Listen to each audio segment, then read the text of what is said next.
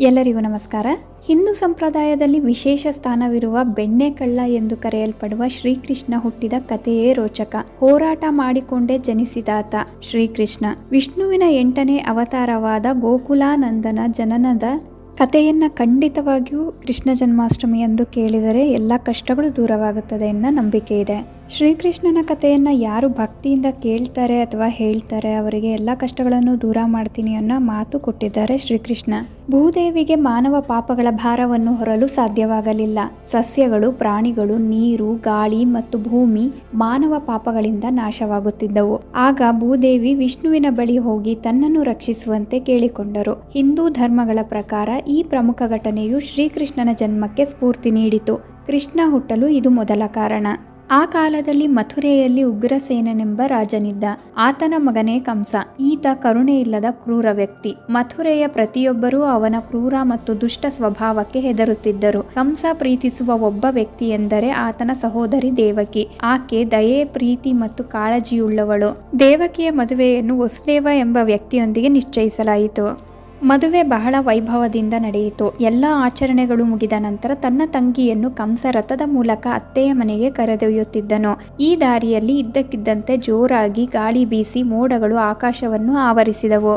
ಆಗಸದಿಂದ ಒಂದು ಅನಾಮಿಕ ಧ್ವನಿಯು, ಓ ಪ್ರಿಯ ಕಂಸ, ನೀನು ಯಾಕೆ ತುಂಬಾ ಸಂತೋಷವಾಗಿದ್ದೀಯ? ನೀವು ತುಂಬಾ ಪ್ರೀತಿಸುವ ಸಹೋದರಿಗೆ ಮಗ ಹುಟ್ಟುತ್ತಾನೆ. ದೇವಕಿಗೆ ಜನಿಸಿದ 8ನೆಯ ಮಗನು ನಿನ್ನನ್ನು ಕೊಲ್ಲುತ್ತಾನೆ ಎಂದು ಹೇಳಿದರು. ಇದನ್ನು ಕೇಳಿದ ಕಂಸನು ಕೋಪಗೊಂಡು 8ನೇ ಮಗುವಿನ ಜನ್ಮ ನೀಡುವ ಮೊದಲು ತನ್ನ ಸಹೋದರಿಯನ್ನು ಕೊಲ್ಲುವುದಾಗಿ ಆತ ಹೇಳುತ್ತಾನೆ. ಆಗ ವಸುದೇವ ಕಂಸನನ್ನು ಬೇಡಿಕೊಂಡು ದೇವಕಿಯನ್ನು ಕೊಲ್ಲಬೇಡ. ಮದುವೆಯಾದ ದಿನವೇ ತನ್ನ ಸ್ವಂತ ಸಹೋದರಿಯನ್ನು ಕೊಲ್ಲುವುದು ನ್ಯಾಯಸಮ್ಮತವಲ್ಲ. ತಮಗೆ ಜನಿಸಿದ ಎಲ್ಲ ಮಕ್ಕಳನ್ನು ಕಂಸನಿಗೆ ಹಸ್ತಾಂತರಿಸುವುದಾಗಿ ಭರವಸೆ ನೀಡಿದರು. ಮದುವೆಯ ಮೆರವಣಿಗೆಯನ್ನು ಮಥುರೆಗೆ ಹಿಂದಿರುಗಿಸಲು ಆದೇಶ ನೀಡಿ ವಸುದೇವ ಮತ್ತು ದೇವಕಿಯನ್ನು ಅರಮನೆಯ ಕತ್ತಲ ಕೋಣೆಯಲ್ಲಿ ಬಂಧಿಸಿದನು. ಒಂದು ದಿನ ಕಂಸನು ತನ್ನ ಕೋಣೆಯಲ್ಲಿ ಕುಳಿತಿದ್ದಾಗ ದೇವಕಿಯು ಮಗುವಿಗೆ ಜನ್ಮ ನೀಡಿದ ಸುದ್ದಿ ಅವನಿಗೆ ತಿಳಿಯಿತು. ಕಂಸ ತಕ್ಷಣವೇ ಸೆರೆಮನೆಗೆ ಹೋಗಿ ಆ ಮಗುವನ್ನು ಹಸ್ತಾಂತರಿಸುವಂತೆ ದೇವಕಿಯನ್ನು ವಿನಂತಿಸಿದನು. ಆದರೆ ಅವಳು ನಿರಾಕರಿಸಿದಳು. ಆಗ ಅವನು ಮಗುವನ್ನು ದೇವಕಿಯಿಂದ ಕಸಿದುಕೊಂಡು ಕೊಂದನು. ಅದರ ನಂತರ ದೇವಕಿಗೆ ಜನಿಸಿದ ಮುಂದಿನ 5 ಮಕ್ಕಳನ್ನು ಕಂಸ ಕೊಂದನು.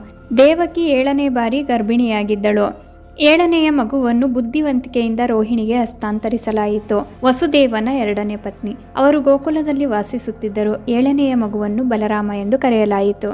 ಈ ಕ್ರೂರತೆಯಿಂದ ಬೇಸತ್ತ ದಂಪತಿಗಳು 8ನೇ ಮಗುವನ್ನು ಉಳಿಸಲು ವಿಷ್ಣುವನ್ನು ಕೇಳಿಕೊಂಡರು. ಒಂದು ರಾತ್ರಿ ವಿಷ್ಣು ವಸುದೇವನಿಗೆ ಕನಸಿನಲ್ಲಿ ಕಾಣಿಸಿಕೊಂಡು, ನಿನ್ನ ಮಗುವನ್ನು ಗೋಕುಲಕ್ಕೆ ಕರೆದುಕೊಂಡು ಹೋಗಿ ಅಲ್ಲಿರುವ ನಂದಗೋಪಾಲ ಮತ್ತು ಯಶೋದೆಗೆ ಜನಿಸಿದ ಮಗುವನ್ನು ಜೊತೆ ವಿನಿಮಯ ಮಾಡಿಕೊಳ್ಳಬೇಕು ಎಂದು ಹೇಳಿದರು.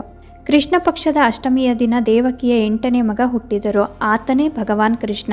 ಕೃಷ್ಣನ ತಂದೆ ವಸುದೇವನು ವಿಷ್ಣುವಿನ ಸೂಚನೆಯಂತೆ ಬುಟ್ಟಿಯಲ್ಲಿಟ್ಟುಕೊಂಡು ಭಾರೀ ಮಳೆಯಲ್ಲೇ ತನ್ನ ಕಂದನನ್ನು ಕಂಸನಿಂದ ರಕ್ಷಿಸಲು ನಂದಗೋಪಾಲನ ಮನೆಗೆ ಹೊರಟರು.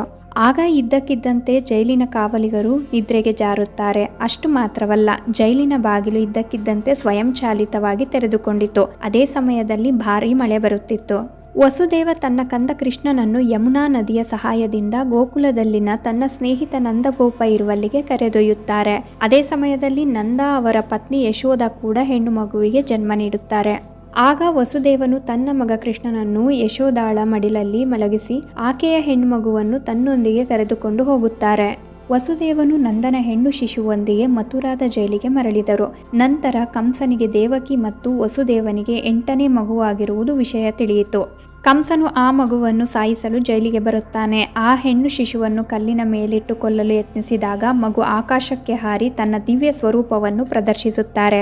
ಕಂಸನಿಗೆ ಆತನ ಸಂಹಾರವನ್ನು ದೃಢಪಡಿಸಿ ವಿಂಧ್ಯಾಚಲ ಪರ್ವತವನ್ನೇರಿ ಕುಳಿತುಕೊಳ್ಳುತ್ತಾರೆ. ಇಂದಿಗೂ ಆಕೆಯನ್ನು ವಿಂಧ್ಯಾವಾಸಿನಿ, ವಿಂಧ್ಯಾಚಲ ದೇವಿ ಎಂದು ಕರೆಯಲಾಗುತ್ತದೆ. ಇದನ್ನು ಕೇಳಿದ ಕಂಸನು ಭಯಭೀತನಾದನು. ವಸುದೇವ ಮತ್ತು ದೇವಕಿ ಸಂತೋಷಪಟ್ಟರು.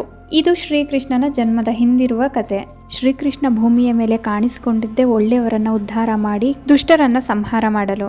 ಶ್ರೀಕೃಷ್ಣ ಜನ್ಮಾಷ್ಟಮಿಯ ದಿನವಂದು ಪವಿತ್ರವಾದ ಈ ಕಥೆಯನ್ನು ಕೇಳಿದವರಿಗೆ ಸಕಲ ಕಷ್ಟಗಳು ದೂರವಾಗುತ್ತದೆ. ದೋಷ ಯಾವುದೇ ಇರಲಿ, ಸಂಕಷ್ಟಗಳು ಏನೇ ಇರಲಿ, ಕೃಷ್ಣ ಜನ್ಮಾಷ್ಟಮಿಯಂದು ಕೃಷ್ಣ ನಾಮಗಳ ಜಪ ಹಾಗೂ ವ್ರತಗಳಿಂದ ಎಲ್ಲ ಕಷ್ಟಗಳು ದೂರವಾಗುತ್ತದೆ. ಶ್ರೀಕೃಷ್ಣನ ಪವಿತ್ರವಾದ ಈ ಕಥೆಯೊಂದಿಗೆ ನಾನು ಈ ವಿಡಿಯೋನ ಇಲ್ಲಿಗೆ ಎಂಡ್ ಮಾಡ್ತಾ ಇದ್ದೀನಿ. ಈ ವಿಡಿಯೋ ನಿಮಗೆ ಇಷ್ಟ ಆಗಿದ್ರೆ ದಯವಿಟ್ಟು ನಮ್ಮ ಚಾನಲ್ಗೆ ಸಬ್ಸ್ಕ್ರೈಬ್ ಆಗಿ, ಲೈಕ್ ಮಾಡಿ, ಶೇರ್ ಮಾಡಿ, ಹಾಗೆ ಕಮೆಂಟ್ ಮಾಡಿ. ಓಂ ನಮೋ ಭಗವತೆ ವಾಸುದೇವಾಯ ನಮಃ. ಹರೇ ರಾಮ ರಾಮ ರಾಮ ಹರೇ ಹರೇ, ಹರೇ ಕೃಷ್ಣ ಕೃಷ್ಣ ಕೃಷ್ಣ ಹರೇ ಹರೇ.